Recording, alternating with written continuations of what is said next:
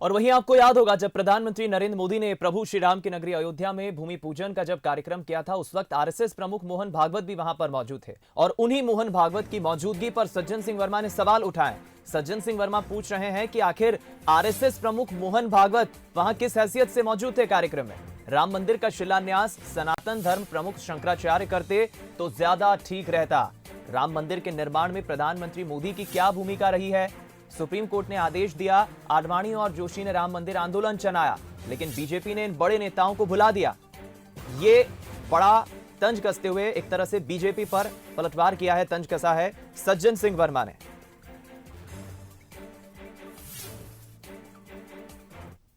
मोहन भागवत किस हैसियत से बैठे थे? क्या है मोहन भागवत? एक संगठन के प्रमुख हो सकते हैं, लेकिन सनातन धर्म का मुखिया शंकराचार्य का पद होता है। शंकराचार्य होते हैं, शंकराचार्य के हाथों से यदि वो भूमि पूजन शिलान्यास होता तो वो बहुत पवित्र होता। और यही भारत की जनता की अपेक्षा आकांक्षा थी। पवित्र तो है, पर कौन से हाथ ज़्यादा पवित्र हैं ये आपको और हम सबको तय करना पड़ेगा। क्या एक राजनेता के हाथ पवित्र हैं या उन सनातन धर्म के रक्षक शंकराचार्य जी के हाथ पवित्र हैं, जो धर्म की रक्षा करके अपने धर्म को आगे बढ़ाने का काम करते हैं? तो हमारे गुरु तो वो हैं, उनके हाथों से होना चाहिए। 6 साल मुख्यमंत्री प्रधानमंत्री रहे, जब तो नहीं बना पाए, शिलान्यास नहीं कर पाए। वो तो 5 महान जजों ने सुप्रीम कोर्ट के जब फैसला दिया, तब आप उठ के आगे खड़ा होगा कि भाई हम शिलान्यास करेंगे। अरे करो, कोई दिक्कत नहीं है, भूमि पूजन करो, शिलान्यास करो, लेकिन उन पवित्र सनातन धर्म के रक्षकों को तो बुलाओ। शंकराचार्य जी को कहाँ लाल कृष्ण आडवाणी है, कहाँ मुरली मनोहर जोशी हैं? ये नरेंद्र मोदी तो इतना सा हिस्सा होंगे उस आंदोलन के, बड़ा हिस्सा लाल कृष्ण आडवाणी, मुरली मनोहर जोशी जैसे लोग थे, जिन बिल्कुल परिदृश्य से गायब कर दिया। तो राम मंदिर निर्माण के पहले भूमि पूजन जरूर प्रधानमंत्री कर चुके हैं, लेकिन उसका असर मध्य प्रदेश के उपचुनाव की जंग में भी देखने को मिल रहा है और सज्जन सिंह वर्मा बड़े तंज कसते हुए पलटवार कर रहे हैं। हम रुक करेंगे इस पूरी खबर पर। प्रतिक्रिया लेने के लिए हमारे साथ 2 राजनीतिक दलों के प्रवक्ता फोनलाइन पर जुड़ गए। हमारे साथ अजीत सिंह भदौरिया, कांग्रेस प्रवक्ता, और राहुल कोठारी, बीजेपी प्रवक्ता फोनलाइन पर जुड़ गए। सबसे पहली प्रतिक्रिया अजीत जी मैं आप ही की लेना चाहूंगा। मेरे 3 बड़े सवाल हैं आपसे। कांग्रेस को ऐसा क्यों लगता है कि बीजेपी ने पाखंड किया है? कांग्रेस राजीव गांधी का जिक्र करके ऐसा क्यों कर रही है कि कहीं ना कहीं श्रेय लेना चाहती है मंदिर को लेकर? और आखिर आरएसएस प्रमुख मोहन भागवत कार्यक्रम में शामिल होते हैं तो इसमें बीजेपी की तरफ से आपत्ति, आप कांग्रेस की तरफ से आपत्ति क्यों जताते हैं? प्रधानमंत्री ने तो उन्हें आमंत्रण दिया नहीं है। ये 3 सवाल मेरे आपसे हैं। क्रमशः मैं जवाब दूंगा आपके सवालों का और आपके माध्यम से जनता को बताना चाहूंगा।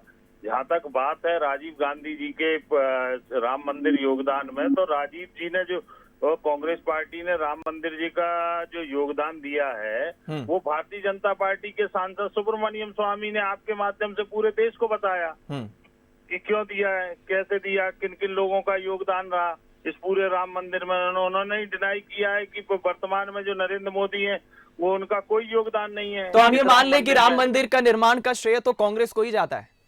नहीं, बिल्कुल निश्चित रूप से इस श्रेय पूरी सृष्टि को जाता है, पूरे देश के एक एक नागरिक को, आम जन को जाता है। न्याय व्यवस्था जो बनाई गई थी देश आजादी के बाद से, उस न्याय व्यवस्था पर विश्वास रखा है, इसलिए ये राम मंदिर का निर्णय सामने आया। न्याय व्यवस्था पे अगर विश्वास नहीं रखते तो कहाँ से ऐसा अभूतपूर्व निर्णय आता है? और मोहन भागवत से कांग्रेस को क्या आपत्ति हो जाती है अगर वो कार्यक्रम? मोहन भागवत जी से आप पूरा बयान पर सुनिए, आपके माध्यम से मैंने भी सुना है सज्जन सिंह वर्मा जी का। मोहन भागवत जी से कोई आपत्ति नहीं। उन्होंने कहा मोहन भागवत जी को बुलाना, बिल्कुल बुलाइए, परंतु आपको शंकराचार्य जी को भी बुलाना चाहिए था। हम हिंदू धर्म के लोग हैं, सनातनी हैं, हमारे धर्म में सबसे श्रेष्ठ शंकराचार्य हैं। अगर उनको बुला के उनके माध्यम से होता, कल के दिन भारतीय जनता पार्टी के कार्यकर्ता अपने भाई बंधु बहनों की शादी क्या भारतीय जनता पार्टी के नेताओं के द्वारा करवाएंगे? लौटूंगा जी, मैं जवाब ले लेता हूं। मंत्रोच्चारण करेंगे क्या? जब ये तो राम मंदिर है, आस्था का केंद्र है भाई, इसको आखिरी में क्यों आपने शुरू से राजनीति की रोटियां सेकी आपने? अजीत जी मैं लौटूंगा, मैं जवाब ले लेता हूं। बीजेपी प्रवक्ता राहुल जी भी हमारे साथ बने हुए हैं। राहुल जी, शंकराचार्य को आमंत्रण क्यों नहीं दिया गया और बीजेपी ने तो पाखंड किया है, कांग्रेस कह रही है कार्यक्रम में? देखिए, बड़ा आश्चर्य होता है जब इस तरह के प्रवक्ता बैठते हैं कांग्रेस पार्टी की तरफ से, जिनको पूरी जानकारी ही नहीं होती है।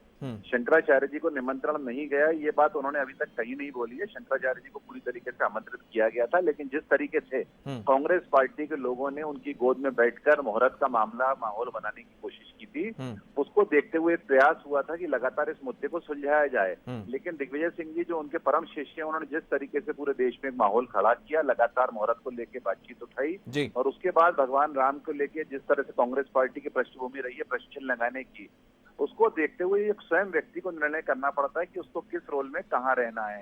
यहाँ तक आदरणीय सरसंघचालक जी के रहने की बात है, उनको निमंत्रण ट्रस्ट पे गया था, और ट्रस्ट को बनाने वाली कांग्रेस पार्टी नहीं है, इस देश की सुप्रीम कोर्ट ऑफ इंडिया है जिसने इस ट्रस्ट का निर्माण किया है, जिसके माध्यम से भागवत जी को निमंत्रण गया है। मेरा आपके माध्यम से एक और निवेदन है कि निश्चित रूप से शिला पूजन जो है किसने किया, पहले इनको जानकारी होना चाहिए।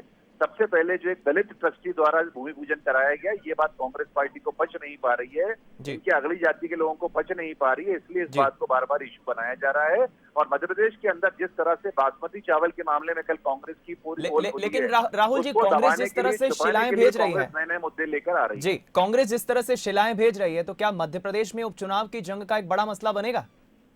नहीं, देखिए, शिला की तो कांग्रेस पार्टी की बहुत पुरानी आदत रही है। इन्होंने केवल शिला और भूमि पूजन के अलावा किया क्या है? कोई काम तो कभी आगे बढ़ाते नहीं है। अभी 11 किलो 21 किलो की शिला भेज के अपने भ्रष्टाचार को दिखाएं, निश्चित रूप से बातचीत करें, लेकिन हमारा निवेदन है कि भगवान राम के मामले में राजनीति करेंगे। कांग्रेस पार्टी को भरपूर माकूल जवाब मध्य प्रदेश की जनता देगी, उपचुनाव में देगी। और जिस तरीके से जनता को छलने का इन्होंने काम किया, भगवान राम के मामले में इनका रुख क्या रहता था, एफिडेविट में ये लोग क्या लिखते थे, राम सेतु के बारे में क्या राहुल जी, मैं लौटूंगा।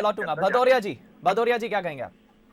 क्या इनके अति ज्ञानी प्रवक्ता बिठाल दिए भारतीय जनता पार्टी ने, इनसे जरा ये पूछ लिया जाए कि ये ट्रस्ट का गठन किया है वो सुप्रीम कोर्ट ने नाम दिए थे क्या, कि सुप्रीम कोर्ट ने ट्रस्ट का गठन किया है?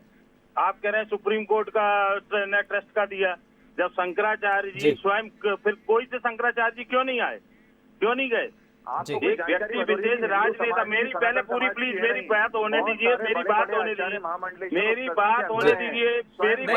नहीं, अजीत जी, मेरी बात सुनिए, मेरा बहुत सीधा सा सवाल है। अजीत जी, ये जिस तरह से कांग्रेस शिलाएं भेज रही है, तो बीजेपी तो कह रही है श्रेय ले रहे हैं आप उपचुनाव में। अजीत जी देखिए, ऐसे आप ठीक राहुल जी और अजीत जी देखिए, शांत हो जाइए। एक छोटी प्रतिक्रिया में लूंगा, उसके बाद में चर्चा को विराम करूंगा। इनके साथ हमेशा ये लाइव डिबेट में डिस्टर्ब करते हैं, इनको बिल्कुल बात सुनने का वो नहीं है। ऐसे लोगों को कभी लाइव डिबेट में नहीं बिठाना चाहिए भाई, बात ही तो सुनिए आप। ठीक राहुल जी खामोश हो गए। राहुल जी को मैं समझ दूंगा। अजीत जी, बड़ा सीधा सा सवाल है, आप जो शिलाएं भेज रही है आपकी पार्टी, बीजेपी इस पर सवाल उठा रही है, उपचुनाव में आप क्या श्रेय ले रहे हैं? देखिए, हमारे लिए चुनाव और राजनीति का कभी मुद्दा नहीं रहा आदरणीय, हम आपके माध्यम से बता देंगे। हमने कभी ये नहीं कहा कि राजीव गांधी जी ने ये किया, कांग्रेस सरकार ने ये किया। भारतीय जनता पार्टी के ही सांसद सबके सामने ला रहे हैं, हमारे द्वारा कभी नहीं किया गया। राम मंदिर हमारे आस्था का केंद्र है।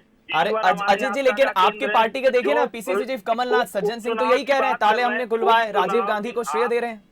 उपचुनाव की चर्चा के दौरान निश्चित रूप से निकल के आएगी बात जी, जब चर्चा की जाएगी निश्चित रूप से निकल के आएगी। जहाँ तक उपचुनाव की बात कर रहे हैं, उपचुनाव में आने तो दीजिए, तारीख की घोषणा तो होने दीजिए। ये मध्य प्रदेश में कभी ये परपार्टी नहीं रही, जिस तरीके की परपार्टी इन्होंने खरीद फरोख्त की अपनाई है, ये खरीद फरोख्त की परपार्टी मध्य प्रदेश का आम जनमानस कांग्रेस के साथ चुनाव लड़ने को तैयार बैठा है। कांग्रेस पार्टी नहीं, आम जनमानस चुनाव लड़ेगा जिसके साथ गद्दारी की है। जी, चलिए ठीक है, आप जरूर कह रहे हैं, आपकी अपना मत है, आपकी प्रतिक्रिया, लेकिन आप ही की पार्टी के नेता तो बड़ा सवाल उठा रहे हैं। और इस वक्त आप बने रहिए दोनों प्रवक्ता, मैं आपका एक बार फिर रुख करूंगा। इस वक्त एक और बड़ी खबर जो मिल रही है दर्शकों को हम बता दें, राम मंदिर के मुहूर्त पर जिस तरह से 11 चांदी की शिलाओं को कांग्रेस पार्टी जो है अयोध्या भेजने की तैयारी कर रही है, ये एक बड़ा मसला है। लेकिन इधर दिग्विजय सिंह के जो सवालों से है कांग्रेस ने पल्ला झाड़ा है। पूर्व मंत्री सज्जन सिंह वर्मा का एक बयान सामने आया है, और इधर आप देखिए वहीं दूसरी तरफ लक्ष्मण सिंह की हम बात करें तो दिग्विजय सिंह के भाई हैं लक्ष्मण सिंह, अक्सर अपने बयानों को लेकर सुर्खियों में रहते हैं। लक्ष्मण सिंह ने एक बार फिर अपनी ही पार्टी पर निशाना साधा है। चाचौड़ा से विधायक और दिग्विजय सिंह के भाई लक्ष्मण सिंह कह रहे हैं कि राम भक्ति दिखाने और शुद्धिकरण से कुछ नहीं होगा, ऐसा करके हम अपना नुकसान करेंगे। शुद्धिकरण और राम भक्ति दिखाने के लिए बीएसपी को फायदा होगा। लक्ष्मण सिंह की कांग्रेस पार्टी को यह नसीहत है, अपनी ही पार्टी को नसीहत है कि इन मुद्दों से दूर रहकर बुनियादी मुद्दों पर आगामी उपचुनाव लड़ा जाना चाहिए तो ये पार्टी के लिए बेहतर होगा। सुनाते हैं आपको। कांग्रेस पार्टी सही मुद्दों को उठाती है, सही मुद्दों पर हम अपना ध्यान केंद्रित करते हैं और धार्मिक मुद्दे से हटकर ये शुद्धिकरण और ये जय श्री राम ये कांग्रेस करेगी तो कांग्रेस का वोट बढ़ेगा नहीं, बहुजन समाज पार्टी का वोट जरूर बढ़ जाएगा। हम बहुजन समाज पार्टी की मदद कर रहे हैं इस तरह करके, इसलिए हम केवल और केवल उन मुद्दों पर चर्चा करें। दल बदल वाला मुद्दा है, विकास का मुद्दा है और जनता से जुड़े मुद्दे जो हैं उनको हम उठाएं तो बहुत अच्छे परिणाम आएंगे, और नहीं तो फिर बसपा जो है उसको लाभ निश्चित रूप से होगा। चलिए, सुना आपने लक्ष्मण सिंह को। एक बार फिर अजय जी आपकी प्रतिक्रिया, क्योंकि अर्चना जायसवाल के नेतृत्व में शुद्धिकरण अभियान शुरू होने जा रहा है 27 सीटों पर, कंफ्यूजन है पार्टी में? तो नहीं, कंफ्यूजन नहीं है। हमने पहले ही चीज स्पष्ट कर दी थी, गद्दार बनाम वफादार के बीच में चुनाव होगा। हम आम जनमानस चुनाव लड़ेगा इस मध्य प्रदेश का, उन मतदाता जिन्होंने 5 वर्ष के लिए अपना प्रतिनिधि चुना। नहीं अजय जी, आपने सुना ना लक्ष्मण सिंह खुद कह रहे हैं कि ये राम मंदिर का श्रेय लेना, उपचुनाव में शुद्धिकरण करना, इनसे कुछ नहीं होगा। निश्चित रूप से ये लक्ष्मण सिंह जी की अपनी राय हो सकती है, परंतु जहां पार्टी की लाइन है वो अपने गद्दार से वफादार के बीच में होगी। जिस तरीके से लोकतंत्र के खरीदा बेचा गया है, आप देखिए मध्य प्रदेश के आम जनमानस में मतदाता में ठगा तो मतदाता गया है ना इस प्रदेश का। इन लोगों का क्या हुआ? इन लोगों ने तो ले लेके अटेचियां भर भर के अपने घर बैठ गए। आप लक्ष्मण सिंह की बात से इत्तेफाक नहीं रखते जी? आप लक्ष्मण सिंह की बात से इत्तेफाक नहीं रखते? नहीं, मैंने उनका भी पूरा वर्जन नहीं सुना है। पूरा वर्जन जब सुनूंगा आप कहें तो मैं फिर सुनवा दूं? आप कहें तो फिर सुनवा दूं? आपने जो सुनवाया मेरे को, वो मैंने उसको सुन लिया है पूरा, परंतु जब तक मैं उसको पूरा नहीं सुनूंगा कि क्या क्या उन्होंने बोला है, तब तक मैं उसका आकलन नहीं कर। चलिए ठीक। राहुल जी, देखिए यही कांग्रेस का शातिरपना है कि कांग्रेस पार्टी इस बात को बखूबी अंजाम देती है कि कौन सी बात को निगलना है, कौन सी को उगलना है, किससे पल्ला झाड़ लेना है, किसकी बात का समर्थन करना है, किसकी बात का विरोध कर देना है, किसकी बात हमने सुनी नहीं ये बता देना है। ये कांग्रेस पार्टी अपने आप में गिर रही है, इस बात को समझ नहीं पा रही कि जब कमलनाथ जी चुनाव लड़ने 2018 का आए थे, उस समय आपने देखा कि मुस्लिम समाज से इनके जो वीडियो जारी हुए थे छुप छुप के बात करने के, उसमें इनका असली सच सामने आ गया था। ये तुष्टीकरण की राजनीति कांग्रेस पार्टी बखूबी जानती है। अभी चुनाव दिख रहा है तो इनको घंटे बजाना और राम भगवान याद आ रहे हैं, और बाकी बात में क्या होगा ये भी इस सत्य को पूरे मध्य प्रदेश की जनता जानती है। हमारा इनसे निवेदन है कम से कम मध्य प्रदेश का माहौल खराब ना करें। गंगा जल छिड़कना तो सबसे पहले अपने खुद के ऊपर और अपने जो मंत्री रहे लोग हैं उनके ऊपर छिड़काव करें, जो बड़ा भ्रष्टाचार मध्य प्रदेश में मचा कर गए हैं। ये इस तरीके से मध्य प्रदेश का माहौल खराब करने का प्रयास करेंगे तो जनता निश्चित रूप से इनकी जमानत जब्त करा के इन्हें घर बैठाएगी। एक बात बोलूंगा बस, आखिरी प्रतिक्रिया बहुत संक्षिप्त में जी। एक निवेदन करूंगा, राहुल जी मुझे बता दें कि मध्य प्रदेश के जिन मंत्रियों ने कांग्रेस सरकार में भ्रष्टाचार किया था, उनमें कई लोग आज भारतीय जनता पार्टी की सरकार में, भारतीय जनता पार्टी की सरकार में। चलिए ये ऐसा विषय अजीत जी, इस पर हम कभी और डिबेट करेंगे। ठीक है, ठीक ये एक ऐसा विषय हम बाद में डिबेट करेंगे। फिलहाल आप दोनों प्रवक्ताओं का बहुत बहुत धन्यवाद हमसे बातचीत करने के लिए, प्रतिक्रिया देने के लिए। तो देखिए, बीजेपी और कांग्रेस के प्रवक्ता हमारे साथ फोन लाइन पर जुड़े, लेकिन देखिए बीजेपी की तरफ से सवाल जरूर उठाए गए, लेकिन कांग्रेस के अलग अलग बयान है। लक्ष्मण सिंह का अपना अलग बयान है, पीसीसी चीफ कमलनाथ का अपना अलग बयान है, लेकिन कांग्रेस के प्रवक्ता कह रहे हैं कि उनकी राय हो सकती है, लेकिन साफ है कि कंफ्यूजन दिख रहा है पार्टी में। पार्टी के ही दो अलग अलग नेताओं की अलग अलग प्रतिक्रिया आती है।